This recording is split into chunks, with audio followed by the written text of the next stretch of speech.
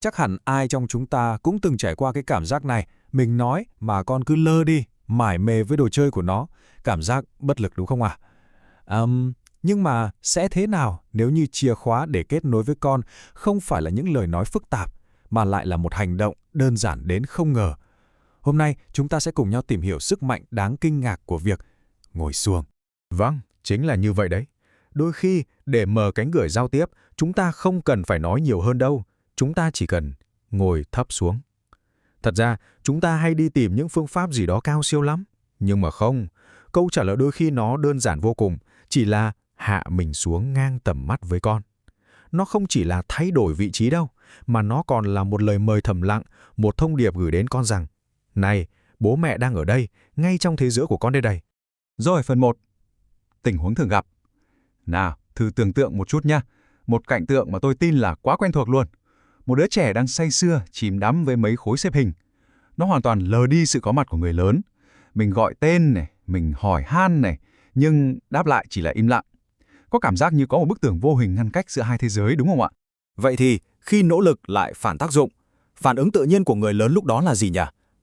Mình phải cố gắng hơn nữa. Mình nói to hơn một chút, mình tiến lại gần hơn. Nhưng mà, có một cái nghịch lý là, dường như càng cố gắng phá cái bức tường đó đi, thì mình lại vô tình xây nó cao hơn. Tại sao lại thế nhỉ? Giờ chúng ta hãy cùng xem xét một vài sai lầm rất phổ biến nhé. Ok, giờ hãy cùng mổ xẻ một chút về những nỗ lực này nhé. Nhìn vào đây chúng ta sẽ thấy mấy hành động rất quen. Đầu tiên, đứng cao hơn trẻ. Khi mình làm vậy, mình đang vô tình tạo ra một cái vị thế quyền lực làm cho đứa trẻ cảm thấy nhỏ bé, khó kết nối lắm. Thứ hai, ngồi bên cạnh. Ý định thì rất tốt, nhưng mà chúng ta lại đang nhìn vào đồ vật cùng với trẻ, thay vì tạo ra cơ hội để trẻ nhìn vào chúng ta. Và cuối cùng, cái câu cửa miệng, nhìn bố mẹ này.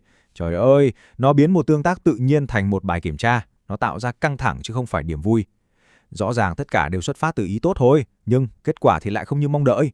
Mà đây chính là cái điểm mấu chốt, cái điểm thay đổi hoàn toàn cuộc chơi. Cái câu này. Vấn đề không phải là trẻ không chịu nhìn, mà là trẻ chưa được tạo điều kiện để nhìn. Nó thay đổi 180 độ góc nhìn của chúng ta luôn. Vấn đề không nằm ở chỗ đứa trẻ bướng bỉnh hay không hợp tác, mà vấn đề nằm ở chính người lớn. Liệu chúng ta đã thực sự tạo ra một cái môi trường, một cái điều kiện mà đứa trẻ không thể cưỡng lại được để muốn nhìn chúng ta hay chưa? Vậy bí mật đó là gì? Phần 3, bí mật của ngang tầm mắt. Nó không phải là một cái gì đó cào siêu phức tạp đâu.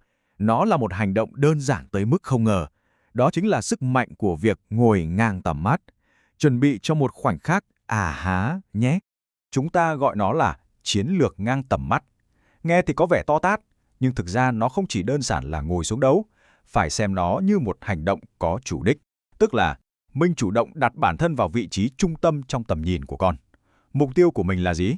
Là làm sao để việc nhìn vào người lớn nó phải vừa dễ dàng vừa thú vị. Và quan trọng là cần thiết để con có được thứ con muốn. Vậy tại sao nó lại hiệu quả một cách đáng kinh ngạc như vậy? Nó có cơ sở khoa học cả đây. Khoa học não bộ chỉ ra rằng não của trẻ em cực kỳ nhạy cảm với khuôn mặt người. Nó giống như một thỏi nam châm chuyên hút lấy các khuôn mặt. Nhưng cái thỏi nam châm này chỉ hoạt động trong một phạm vi rất hẹp thôi. Khi chúng ta ngồi ngang tầm mắt là chúng ta đã đưa khuôn mặt của mình vào đúng cái vùng hút đó. Và ngay lúc ấy, một cái gọi là tam giác vàng kỳ diệu được hình thành: trẻ, người lớn và đồ vật. Đây chính xác là viên gạch nền tảng đầu tiên để xây dựng nên tất cả những kỹ năng giao tiếp phức tạp về sau. Rồi, lý thuyết thì nghe hay quá rồi. Nhưng áp dụng vào thực tế thì sao? Có khó không? Đừng lo, nó đơn giản hơn mình nghĩ nhiều. Giờ chúng ta sẽ cùng nhau đi qua từng bước cụ thể để xây dựng cái kết nối tự nhiên này. Đây, nếu chỉ có một điều duy nhất cần nhớ trong toàn bộ buổi chia sẻ này thì đó chính là câu này. Nguyên tắc vàng. Mắt của mình và cái đồ vật, tất cả phải nằm trên cùng một trục. Hình dung ra chưa ạ? Một đường thẳng từ đứa trẻ tới đồ vật và khuôn mặt của mình phải nằm trên cái đường thẳng đó. Đây là quy tắc tối thượng. Nào, giờ mình thực hành với 5 bước siêu đơn giản này nhé. Bước 1, hạ thấp vị trí xuống. Đây là lời mời đầu tiên. Bước 2, ngồi đối diện với con. Nhớ là đối diện chứ không phải bên cạnh nhé, để tạo kết nối trực tiếp. Bước 3, đây là chiêu chính này. Đưa cái đồ vật mà con thích lên gần khuôn mặt của mình.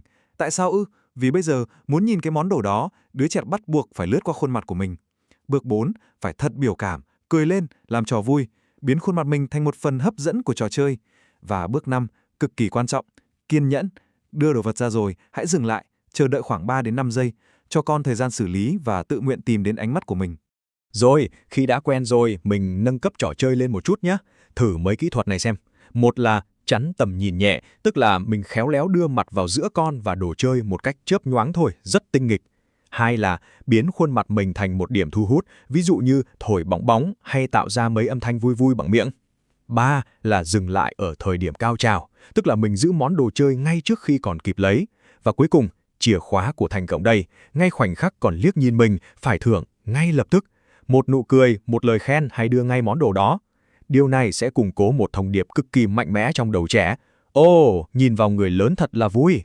Và có một điều chúng ta cần nhớ rõ, đây không phải là một cây đũa thần, vung một cái là xong. Không, nó là cả một hành trình. Sự kết nối sẽ được xây dựng từng chút một, qua mỗi ánh nhìn. Vậy, hành trình của một ánh nhìn, nó sẽ diễn ra như thế nào? Bức tranh này mô tả thật tuyệt vời về sự trưởng thành trong giao tiếp. Mọi thứ bắt đầu rất nhỏ thôi, chỉ là một cái liếc nhìn thoáng qua. Rồi dần dần, nó sẽ trở thành một ánh nhìn lâu hơn. Rồi đến một lúc, con sẽ nhìn mình để tìm kiếm sự giúp đỡ. Kiểu như, mẹ ơi giúp con với.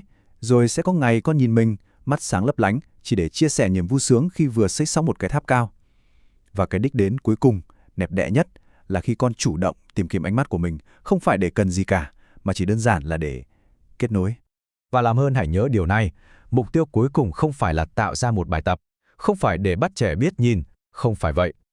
Mục tiêu của chúng ta là tạo ra một sự kết nối thật tự nhiên, thật thoải mái và thật ý nghĩa.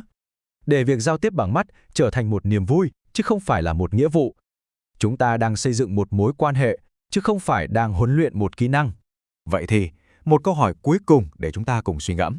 Hôm nay, ngay trong guồng quay bận rộn này, đâu sẽ là một khoảnh khắc mà chúng ta có thể chọn, ngồi xuống và thực sự gặp một đứa trẻ ở đúng ngang tầm của chúng? Hãy thử một lần xem sao.